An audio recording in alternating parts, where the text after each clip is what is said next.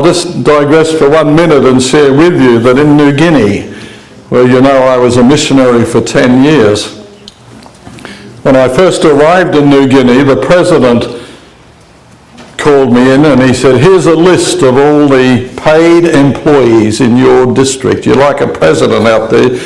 I had a district that went 200 miles in every direction.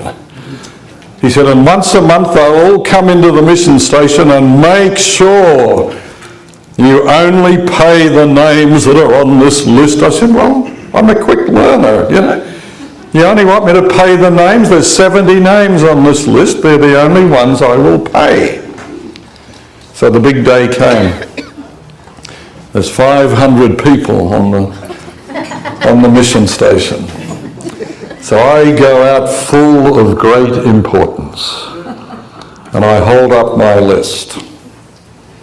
I'm sorry, but the only people I can pay are the names on this list. And they all gave me that look that people give missionaries when they know how stupid they are, And I said, okay, what have I done now?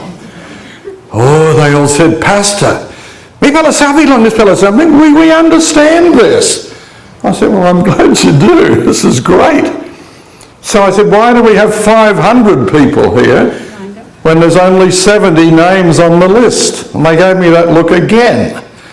I said, okay, I'm missing something. What is it?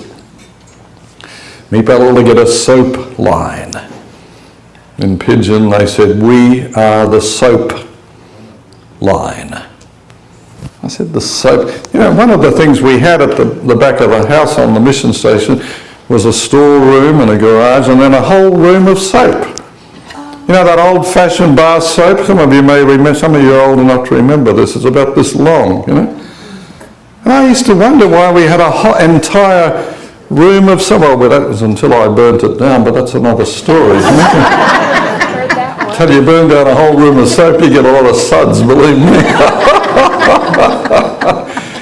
I got this whole room of soap. They said, we are volunteer missionaries. We work full-time for the mission. We raise up churches, we look after existing churches, we give Bible studies, whatever you want us to do.